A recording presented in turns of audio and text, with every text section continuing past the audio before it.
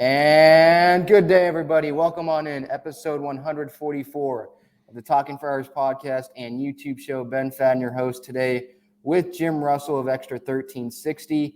We got a lot to discuss, a little more than 48 hours from first pitch, opening day, Padres Diamondbacks in Arizona, Darvish on the mound.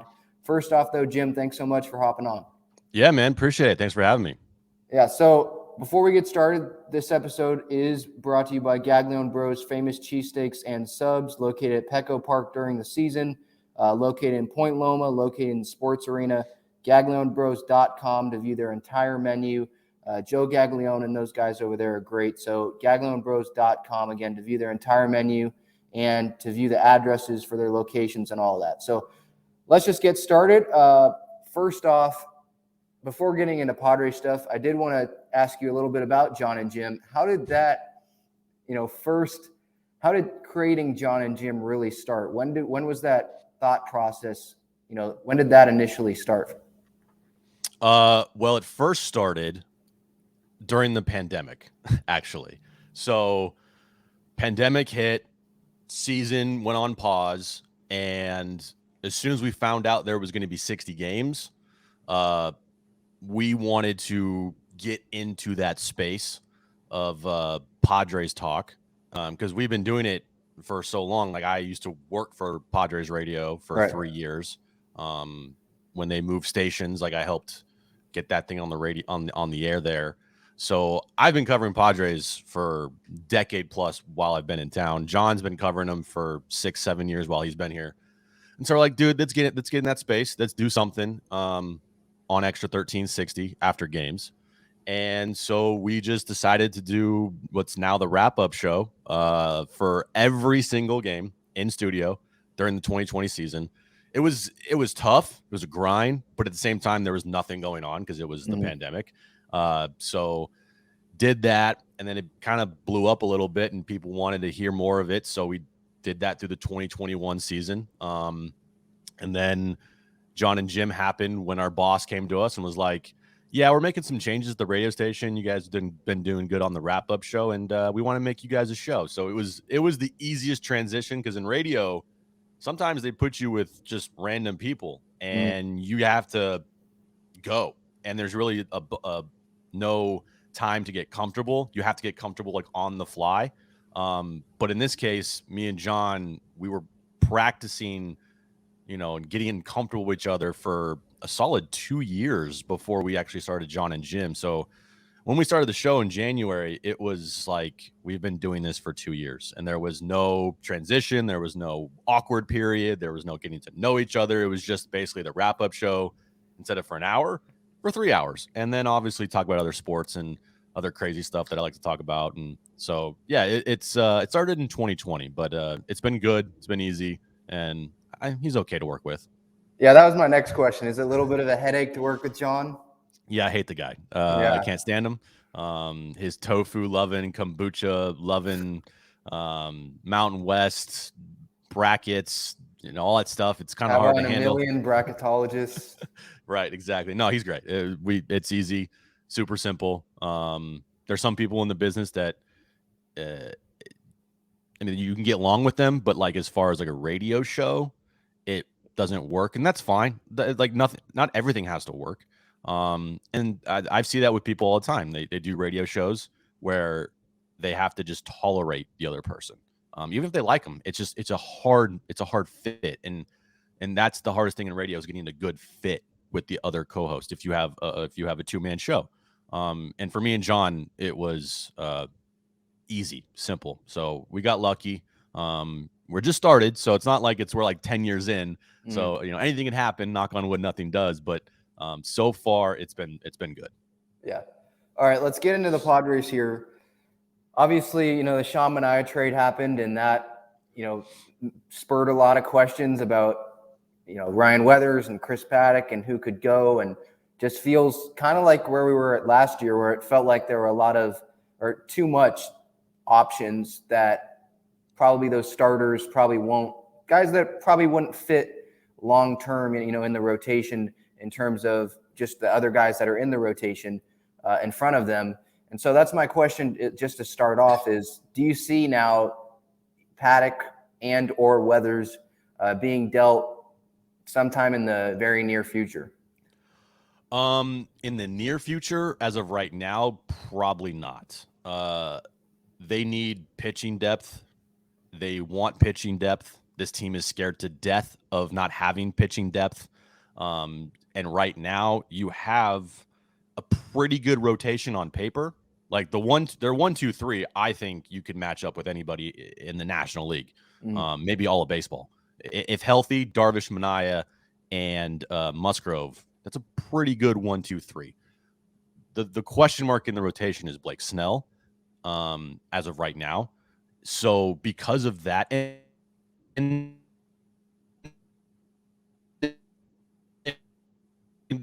Nick Martin expect really watch him last year and I mean Japan but spring training he's been good, but because of the question marks with Clevenger and Snell as of right now, keeping Paddack for that piggyback role I think is what they're going to do, and they've already sent Weathers down. So I don't know if they would trade them right now. Maybe it could change during the trade deadline if they're in it and their pitching staff is good enough and they have extra pitchers where like they can afford to maybe give up a Weathers for a missing piece. But until then, I don't see them doing it. I know they almost pulled the trigger over the weekend with Paddack, but still his health is in question as well. So as of right now, I'm going to say they keep them both. Yeah, because that's where the question for that comes in. Like with the Paddack almost deal, obviously they were willing to deal him, and they have some long guys that they can use if Paddack does get dealt. I'm of the belief that they should have Paddack over Weathers if you're going to trade one of them, just because you do have Gore coming up, who's a lefty. I think that definitely helps. Musgrove, hopefully they extend, and he's a righty. So those are just some reasons, but I tend to agree. I mean, I just feel like Preller's going to make a move, one more move before opening day. That just feels like the way that he is.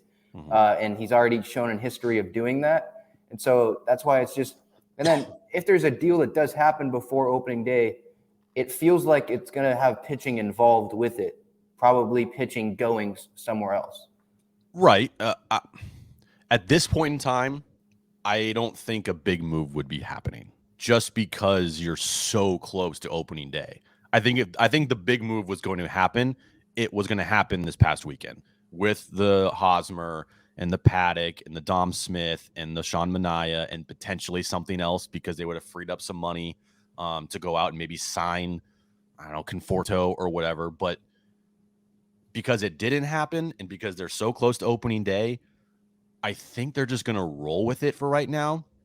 And once the season starts, I don't see any big trades until the trade deadline. But it's Preller. Who knows? This dude could be making, 2 more, 3 more trades tomorrow. Like this guy is so unpredictable. He'll do it at like 3 a.m. and we'll be all like, wow, didn't see that one coming. Because Austin Meadows was traded yesterday. I know he's another guy that, we were all talking about. So at this moment, I don't expect the trade, but again, it's Preller, so who the hell knows, man? And that's I guess that's kind of a good thing, him having, us having Preller as our GM. It's like, right. There's a good and a bad, obviously, with all the trades and deals that he makes. There's going to be a lot that don't work out, but then there's going to be some that do work out with Musgrove and Cronenworth and guys like that. So I guess at least for like us or people on the radio like you or people just passionate about Padres, whether it's on Twitter or whatnot, we always can think of these hypothetical, trades and deals because it's actually realistic that something will go down. It's probably not what we're thinking of, but at least it's realistic that that possibility could happen of a deal happening, because that's who our general manager is. And moving to the next topic here with MacKenzie Gore, he obviously finished spring training, his last start this past weekend on Sunday, finished with 16 strikeouts, 3 walks. So obviously a lot better than last spring when he was not finishing innings. And so he had a .83 whip. And then Sunday, from what I saw his start, he looked really good. I think that, the most encouraging part for me is that he was staying in the zone, right? The 3 walks that I mentioned, there weren't a whole lot of walks.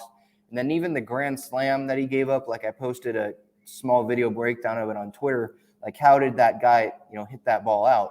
Because the pitch was located where it was supposed to be, Right. and he hit it out. So I'm not going to fault MacKenzie for that. And so that's just my big encouragement of him. I don't know what else is encouraging you about him. And do you think that he's going to make the roster? I think it's clear that he should make the roster based on, the way that he's performed. And it seems like him and Niebla are working, and you don't want to send him down, put him away from Niebla and all that. I do understand that viewpoint. But for me, I don't think that he will make the roster, but I think he should, or like he's earned a spot, if that makes sense. Right. No, I agree with you. I think he's earned a spot. I don't think he's going to make the roster. And the reason why is because 5 starts in spring, which he's been really good, is also just 5 starts in spring, or 4 starts, or however many games he's pitched.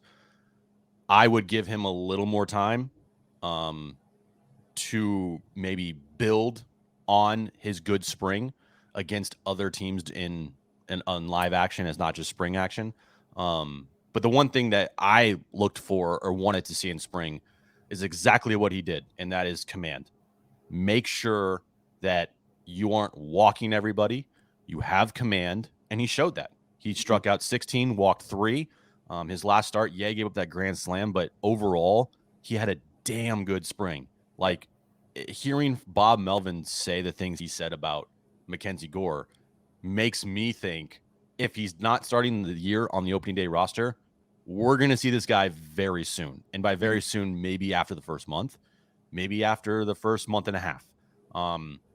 But I can guarantee you, or at least I'll guarantee that we will see MacKenzie Gore this year. At some point in time, he will be up in the big leagues because he is a guy that I think this organization at this point view as a weapon because of the stuff he has, because of what he's shown in spring training. It's time. It's time. Like, if it's not now, when? And I'd be shocked if we don't see him this year. That's why I'm saying guaranteed we will see MacKenzie Gore in the big league sometimes. And if he's opening day roster, he's on the opening day roster, and that's amazing. That's great. I just hope they if he's on the opening day roster, they use him as a starter, not a reliever, because they can't do what they did with Weathers last year and make him a starter and then make him a reliever and then send him down for a phantom, like whatever it was, and then bring him back up. And like, they can't do that with Gore. If they start Gore on the opening day roster, or whenever they bring him up to the big leagues, dude's a starter, no matter what. Yeah, and I think when you guarantee that he's coming up, I think I'm confident saying that as well, because it's not like last year, right, where we were hoping that he'd find, his mechanics or his command. He has that right now. So I understand, people that want to say, like you were talking about, that point that you made, where he needs to go get more, just get more experience down, more consistency, just for a longer period of time in the minors. But yeah, I guarantee him to come up because, one, injuries happen, right. But even before that is because we're actually seeing the results. It's not like we're hoping that he's going to find them in El Paso, playing minor league hitters or against minor league hitters. We're actually seeing that in spring training on television in games we're actually watching. Where, like last year, right, we were watching some of those games, but then when he went to El Paso, we're not watching those games. We're just looking at the box score, and we're like, oh, holy cow, he walked 5 guys and gave up 5 runs. Jeez, and then he's in Peoria all of a sudden. And now he's pitching in these backfield games that aren't televised. So for me, confidence-wise, I'm definitely on that same page with you, because it's something that we're seeing. It's right there in front of us. Yep. Moving on to the outfield, obviously Profar and Beatty isn't the left field combination I don't think anyone envisioned. No. Going into opening day. I've liked what I've seen out of Beatty for spring training, but again, that's what I've expected to see out of him. I'm not expecting him to hit 40 home runs or even start a lot. Like, I think Profar is going to get that chance. Him switch hitting is definitely a positive. But my question about left field is, who would you want? Who's your guy that you think AJ should go out and get? Because obviously Meadows is off the board, only making $4 million this year. Didn't seem like the return was that huge. Conforto, I don't think really fits, but there's a lot of other options. I like Tyrone Taylor. Renfro's not going to happen, but he's, out there. I don't think Franmil's going to happen, but who would you want? Well, the guys that I wanted are all gone. Right. Trade options. I know Brian Reynolds is a name. He'll cost you a boatload to get him. You got off that train. I've argued that,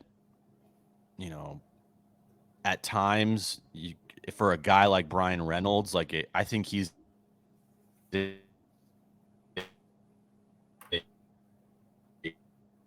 Pittsburgh in San Diego. Some prospects are, time to part ways with some prospects. But as far as the outfield market goes, it's very thin. I don't see, unless a team is just completely out of it at the trade deadline, we have to wait till then to figure out where the outfield trade market will be. Mm-hmm. But as of right now, I mean, it sucks to say, but just going with Profar and Beatty and, Grisham and Myers in the outfield is probably what they're going to do. I don't see many other options to be honest with you. And the only other option that would have made sense would be Michael Conforto, but that's all contingent on if they got Eric Hosmer off this team and a majority of his money went with him. Without that happening, Conforto's no chance in hell. Because and Scott Boras isn't going to help you. He likes dragging this thing out. He's acting like Michael Conforto's Mike Trout. Right. Yeah. And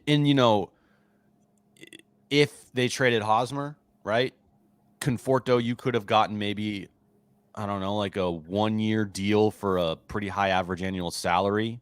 And it's one of those prove me deals. But other than that, it's just at this point, who knows? And any other option out there, you're kind of just grasping at straws. So what they have now is probably, unfortunately, what they're going to roll into opening day with. It's not the best options. Probably, if you're looking at it, one of the worst outfields in baseball, unfortunately. But that's what they're going to have to do. It is what it is at this point. Yep, that's the motto. Yeah. Yep. All right. I asked John the same question when I had him on last week. On the scale of 1 to 10, how confident are you that Preller will be able to trade Hosmer before the deadline? Because that's the last time I think he's going to have the opportunity because of the 10-5 rights. I'm curious to know what John said. Don't tell me. Oh, okay. Is it 3? Okay. He said 3. Yeah. Well, I'm going to go 2 because I was going to go 2 or 3 as well. No one wants this guy. This guy is. If the Mets with Steve Cohen are we don't want to spend that money on Hosmer, or we don't want to take on that money, we'll pass after you almost have a $300 million payroll. That should tell you something about how hard it is going to be and how hard it is to get rid of Hosmer. What I'll say to that is with the Mets, though, I think they wanted to flip him, and they didn't want Hosmer to say no to the next team that they would flip him to. So I don't know if it was totally about the money, but I understand. Steve Cohen, he's throwing around money to Robinson Cano, who I don't know if he's going to really contribute to their team this year. Right. There was talk about, when Cano got suspended, maybe he'll just release him because he doesn't want to deal with the headache. So he's willing to just dump money all around. Yeah, at this point, I feel like Eric Hosmer is just going to be on this team forever. I don't see a scenario unless they DFA him where they can trade him, and you're never going to get a good value. No matter what, you'll have to eat money. I do believe that if the lockout did not happen, he would have been traded in the offseason because there would have been more time, the winter meetings, the GM meetings. I truly thought if there was no lockout, Hosmer would have been traded. But with the lockout happening, there was barely any time. They almost pulled it off, to their credit. But whenever AJ Preller says and talks about Eric Hosmer being a part of this team, never believe him. He's a liar. Yeah. I mean, because he's not going to say no, this guy sucks and we're trying to trade him. You want leverage still, and you don't want to just bash. He's already upset the clubhouse. I think that's pretty fair to say, because they all love him. And okay, you can love him. Like, I'm not going to bash Cronenworth or guys like that say he's the best teammate ever. He probably is. And I've had one personal interaction with him. He was great, but we're just talking about on the field stuff. And I've said this probably hundreds of times this offseason already, from the lockout when that was going on. And now he's made $80 million in base salary, and he's earned $4.5 million of that in his first 4 years. Yeah. It's not good. I just looked on FanGraphs the other day. He's 24th among first basemen, at least last year, in WAR. So this is not a guy that you pay $20 million a year or $13 million a year to, which they're going to pay the next 3 years after this. So it's all about on the field play. So it's just, he's an anchor to this team. Yeah. He might be the best teammate in the world, but it's about winning. And at some point, you're going to have to decide here and choose winning over feelings. And that's how it should be in professional sports. This is not collegiate sports. This is not, what the youth league, whatever it is. Like, this is professional sports where guys are being paid millions of dollars.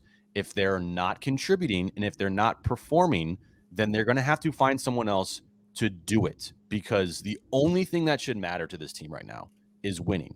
And if anybody in that clubhouse, if Eric Hosmer was traded, decides they want to not revolt, but just be like, have a piss poor attitude, I'm sorry, that's not acceptable either. Because guess what? You can be friends with Eric Hosmer if he's on a different team. No one's telling you can't.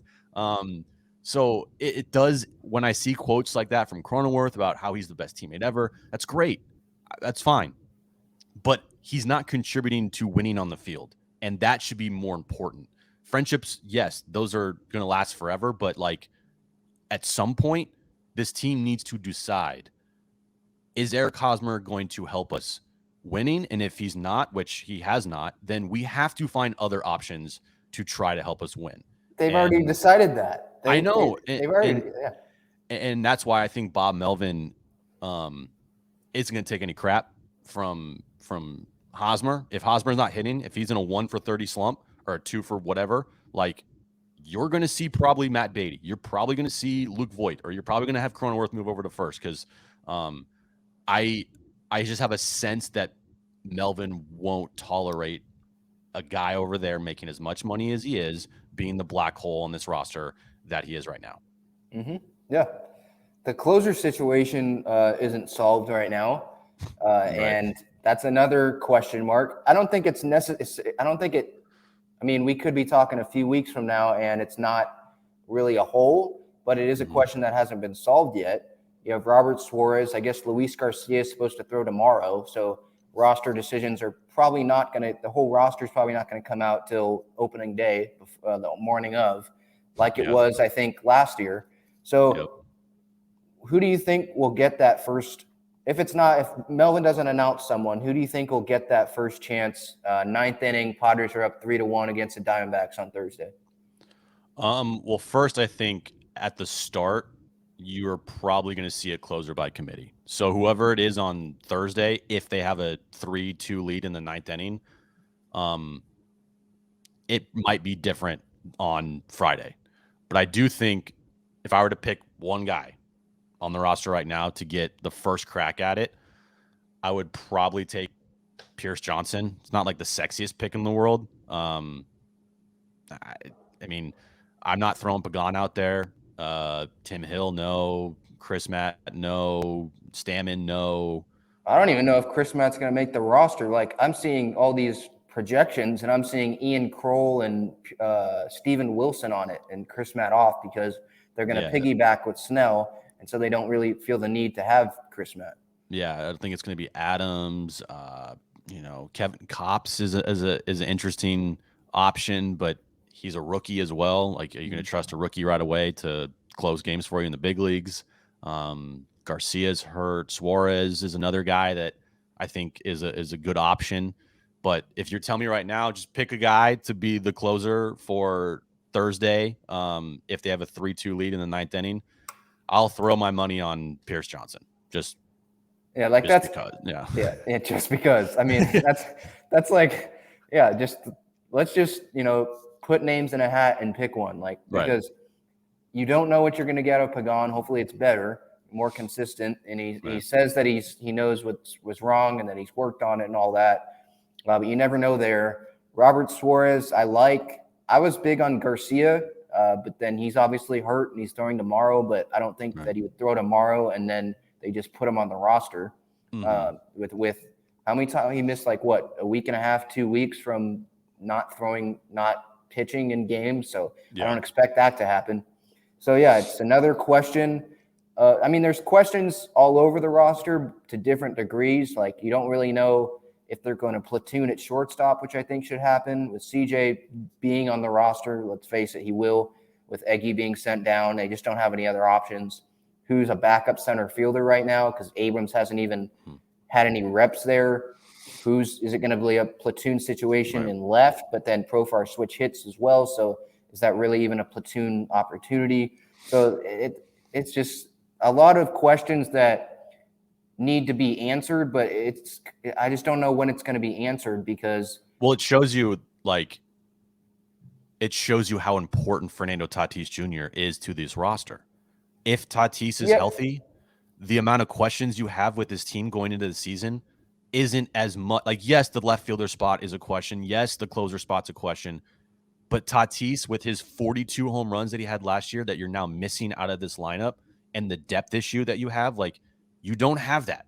So it's like yes and no, though. Yeah, yes and no. Like, okay, that solves that one question. You have an MVP candidate, in the middle at the top of that lineup that doesn't make the lineup as bad, right? But at the same time, like, you don't know who your closer is. You don't know who your 7-8 guys are then as well, probably. Stammen will probably get chances as well with that role. But then you don't know who's going to get real starts in left. You don't have a backup center fielder. Okay, what's going to happen? I expect them to have 3 catchers in April, but what happens there? You don't know who really the backup catcher is after April. I mean, I would hope it's Alfaro, but you don't know. So yes and no, it does solve one question or a couple questions in terms of shortstop, and then the lineup at least being a little better, but a lot better. There's still, well, I don't know about a lot better. Like Tatis, yeah, he's great, but do you see the back half of the lineup? Hosmer, Myers, Nola, Profar, like, that's not too appetizing to me. No, the lineup today, I would probably say, is the lineup you're going to see on opening day. Yeah. So you take out Kim, you put in Tatis. That obviously helps. The back end of the lineup isn't great. I agree. But if you're throwing out a lineup with, Tatis, Cronenworth, Machado, Voit, Grisham, like, I can live with that. And of course. Yeah. Yeah. That to me screams playoffs. The lineup right now screams maybe playoffs. Yeah. It's just a lot of questions. In terms of AJ's offseason, I don't think it looks as terrible now with Martinez it looks pretty good right now. When Clevenger comes back, who knows what his role is going to be, but he adds a DH in Voit, and hopefully he can stay healthy at DH and not play the field very much with the Beatty addition. Beatty obviously is also an addition with, having outfield depth. Suarez, we'll see what Garcia is, but the Melvin hire, obviously, and then not just the Melvin hire. I know a lot of people are touting the Melvin hire, but there's more to that, the snowball effect of that. Ruben Niebla, now you're adding not him, just him, but it seems like you're adding Gore as well in the offseason, because Gore just wasn't the guy that he was before Niebla got here. So where would you grade it right now? I mean, Manaya, I didn't even mention him. John gave it, I think, a C- last week. I think he's C+ now. Is that where you're at? Yeah, I'm pretty close. I was at a C- before the Manaya deal. If I had a grade now, like, looking at taking a step back and realizing, okay, they still don't have a left fielder in the closer spot, but also looking at all the additions he's made with the budget constraint that he has had in the offseason, and also it also being a super short offseason because of the lockout. I would have to give him a B-, throwing in the Melvin, the Niebla, the Berdar, the coaching staff overhaul, which I think is a good coaching staff going into this season. Manaea was a huge acquisition on Sunday. I think he's going to play a big role in this rotation this entire year. Voit, if he's healthy, he gets 500 at bats, that could become a steal from the Yankees. Beatty, I don't really see much from him, but he's a depth guy, so that's fine.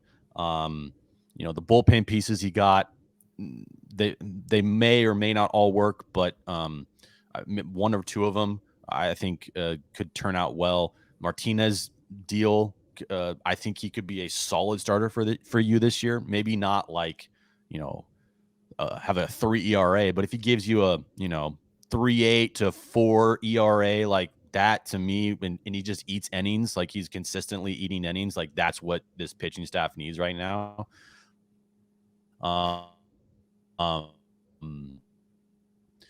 And then the other move, like I'm not going to put that on Preller, like they were already here, but like the players that he brought in, I think have been all okay to solid moves, with the Manaea move being the best one of them all. So I would have to go B- for Preller, and it could all blow up in his face. It could all really be bad. I think he still has a problem with constructing rosters. I still don't think he is great at it. We'll have to wait and see, because he's not built a roster that has had a winning season since he's been a GM in a full 162 game year. So if this team can pull off a winning season and make the postseason, I'll give Preller credit for that. Absolutely. So yeah, I'll go B- right now. What do you think it would take for AJ to not be the GM after this season? Because Seidler seems really committed to him. I was kind of irked with his comments saying that it's not we must win now mentality. Like, come on, really? Like, what's the point of having Bob Melvin here and having all these guys here and making all these additions if you're not trying to win right now? So what is it, missed playoffs? Like, is that, at least looking from Seidler's viewpoint, because it's probably a different viewpoint, but from at least Seidler, his viewpoint, where do you think AJ would have to at least get to so he can stay the GM? Man, it's a good question. I think, to be putting myself into Peter Seidler's mind, I don't know if anything could happen, barring a collapse like last year where Preller's gone, unfortunately. And I'm not saying unfortunately because I want Preller to be fired. Like, I want this to work. I want all these moves that Preller has made to finally pay off in a big way. I just don't know, like, if they win 83 games this year, right? They'll be 83 and 79, and they'll have a winning record for the first time under Preller, and say they missed the postseason by 3 games. I'm afraid that will be viewed as a successful year from the front office standpoint and from Peter Seidler's, that we're making strides after what happened last year with the injuries we had to Tatis, and you'll see other injuries as well during the season, that we've built a good core here and we're on the up and blah blah blah blah blah. Like, I'm afraid that could be viewed as a good season. For me, good season in the way that Preller returns is playoffs. Like, that has to happen. So I think that the only way that you see Preller gone after this year is if they have another season like they did last year, where, not that they start out and they have a collapse, because I don't see that happening. If they just have like a mediocre average, always around 500 year, and they end up with 70 or 80 wins, or 79 or 80 wins, like, then I could see a point where it's like, this is not good enough. We didn't have the good amount of depth on this team to survive. I just am hoping that they do not use the Fernando Tatis Jr. injury as an excuse if this team does not make the postseason this year, because that can't happen anymore. I'm done with excuses. I'm done with injury excuses. No more. I don't care if this entire roster is all on the IL at some point. They have to make the postseason no matter what. And you bring up the 83 wins, and wherever that might be, or whatever, how many wins they end up, if it's somewhere in that area, and then comparing it to last year and saying, okay, yeah, we're making progress. I don't think it's that doesn't make sense to compare it to last year, because last year you had Jace Tingler as the manager. Mm-hmm. Because last year you had just Larry Rothschild as the pitching coach, not fixing MacKenzie Gore. You had MacKenzie Gore not even as an option. You didn't have Luke Voit. You didn't have a DH. So you have all these added things that are showing you that, look, we're going all in here. And then if it still doesn't work out, going and comparing it to last year, that just doesn't feel like an apples to apples comparison. Right. I agree with that. But they talk a lot about the collapse of last year and that it was once in a million collapse. And, they just can't be anywhere close record wise to where they were last year. It just can't happen. And I think with the roster that they have now, if they make the postseason this year, like I got to put their teams, because not having an MVP candidate, having holes all over the place, having depth issues, having no closer, having Eric Hosmer as your first baseman, like that's going to take a good managing job. And I do trust Bob Melvin to be, in contention, putting his team in contention for the postseason, because he's that good of a manager. Right. And, you talk about the once in a million collapse that they were, Seidler said, and, talking about last year. Okay, if it's a once in a million collapse, then you can't compare this season to something that happens once in a million. Like right. that doesn't make sense. Moving on here to some bold predictions.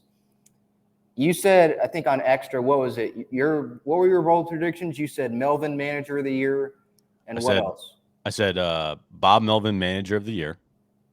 I said MacKenzie Gore Rookie of the Year. And then I said Manny Machado will finish top 2 in NL MVP voting. So I think might as well just say he wins then. What's top 2? What? Well, top 2. I'm not going to say he's going to win the MVP. I mean, he's never been in. But if you're going that far, like. Well, I'll give myself some wiggle room there. Like, I give a little wiggle room there. Top 2 is pretty good. He's never finished higher than 3rd in MVP voting in his entire career. Yeah. So for him, that would be a major accomplishment. I'm just holding off on saying he's going to win the MVP, because there is still a little bit of, for whatever it's worth, some bias against Machado from some stupid reason. Yeah. So he's going to have an MVP type of year. It's either now or never. Like, you are at your peak of your prime. You're missing your fellow MVP candidate. You have to put this team on your back offensively. Like, you just have to. If he doesn't, it's going to be a struggle to score runs and to win baseball games, unless your pitching staff's lights out. Without Machado starting fast, having a good year, being an all-star, being one of the best players in baseball, playing 155 games, like, it's going to be tough. But I think that the time is now for Machado to really have a, not breakout year, but for his career, but for the Padres, I think a breakout year for the Padres. Yeah, and you talk about the pitching staff, even if it has a great year, go ask Jacob deGrom how that works out. I mean, you still have to score runs. Right. So, yeah. All right, what do you think of my bold predictions here? I have Darvish, top 5 Cy Young. What do you think about that one? I think that's a good one if he's healthy. Okay. Because he was an all-star last year, and first half was really good. Voit, at least 30 home runs. He has not done that in his career. So I think that's pretty bold. That's bold. I like it. If he's healthy, gets 500 plus at bats, I could see 25 to 30 bombs. Absolutely. And they desperately need that from him. Desperately. Yeah. So I like that one. That's good. And then CJ, Rookie of the Year, not Gore. Okay. I go CJ because playing every day, I think versatility, going to play multiple positions. And I think Rookie of the Year, I haven't looked at historically, but it feels like they favor those position players over pitchers in Rookie of the Year past voting. I know Kyle Lewis a couple years ago. Bobby Witt's the favorite, obviously, in the American League. Mm-hmm. And sometimes India won it last year for the Reds. Yeah. It just, I mean, for position players, they get obviously more opportunities. Pitchers, it's a little tougher. But off the top of my head, and I haven't really researched this, I don't know any other rookies in the National League right now that are like, that's the guy, you know? Right. So Hunter Green is a pitcher, I guess, that could maybe be in some consideration. Yeah, but I'm just trying to. Well, people want to put Seiya Suzuki in there, but I can't really. Oh yeah, buy he's that. a rookie, right? Yeah, technically, Okay. yeah. Technically, he's a rookie. Yeah. Okay, that's another one that could be in there. But I like those. Those are good. They're not too crazy. They're not like This one might be. I don't know if this one's bold. This is my last one, but I have Padres catchers combining for 20 home runs, which kind of is pathetic. But last year they combined for 13.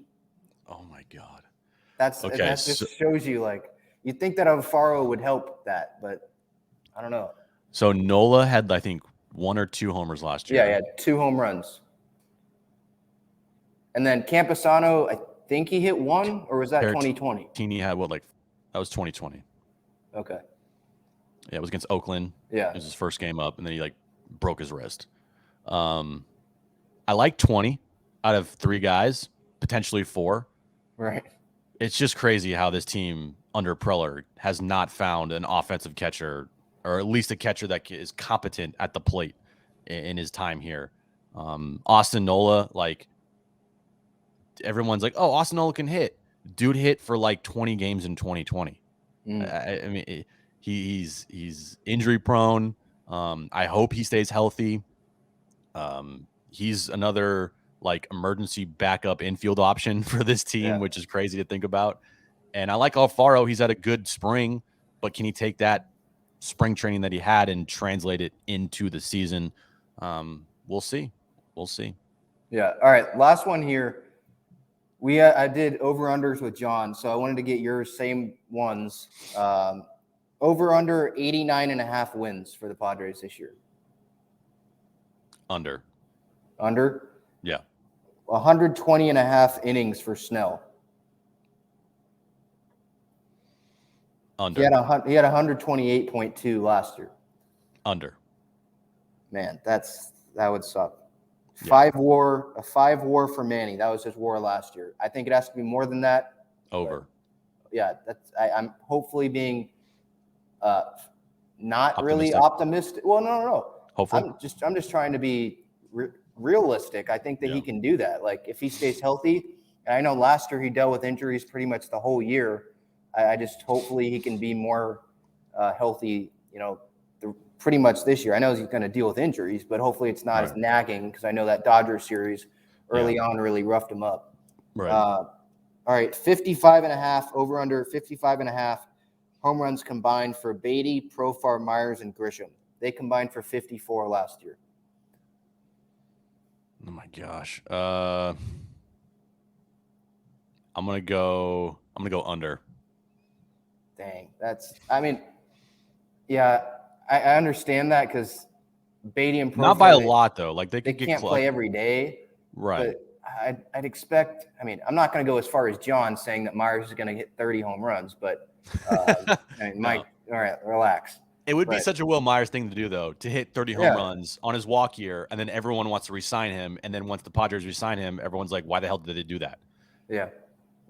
But I understand why the under, because Beatty and Profar, they can't play every day with each other, and then, but I feel like Grisham, that's a key to this team, especially when Tatis is out at the top of the lineup. Can he do something better than last year? Well, his key is to stay healthy and to make sure he doesn't get into those stretches of where he's very streaky. And by streaky, I mean having 1 for 30 slumps. He can't have that happen. He can be very streaky in a positive way and be on fire like he has been at the end of spring training here. But he's got to stay healthy, and he's got to be consistent, and he's got to draw more walks. So that's his key this year. If he does all that, I think he'll be good. Yeah. All right. Last over under here, 80.5 games for Tatis.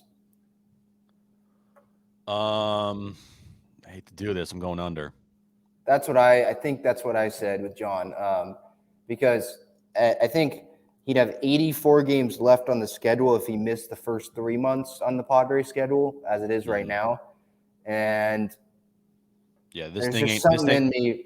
He didn't have the surgery that's going to increase the subluxation possibility. And I told John this, like, when he misses this much time and he comes back, there's no way that he's just going to want to limit himself. Like, he's going to want to go all out. It's hard to imagine where he doesn't get some nicks at some point. He is he's the 3 months that they gave the timetable for.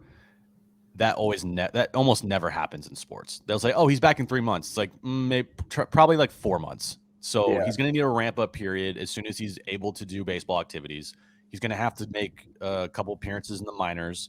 Depending on how his wrist is, I don't know if he's going to play short or if he's going to be a DH for the rest of the year. So I would probably put his number at around 70 to 75 games played this year, maybe around there. And if he can do that and give you his 2020 season, which was he had 17 homers and he had the OPS over 940 or 950 for the rest of that would be amazing. Yeah, and if he ends up having to DH a little bit, I mean, then you hope that CJ and Kim are playing well, because then if that's not happening, then I think we probably have an issue. Right. And if he's DHing, maybe that's a good thing if things are working out well and Hosmer's not on the team and Voit's at first or something like that. And hopefully it's not because Voit's not healthy and they can just slide him in there, easily. Exactly. So, yeah. All right. This was fun. Episode 144 of the Talking Friars podcast and YouTube show. Jim Russell with Ben Fadden here. Thank you, everyone, for listening and watching on YouTube on replay, or just watching on YouTube because this is recorded. Listen on Apple Podcasts, Spotify, wherever you get your podcasts. Again, GAGLIONEBros.com. View their entire menu. Jim, thank you so much for doing this. Yeah, man. Thanks for having me. Appreciate it.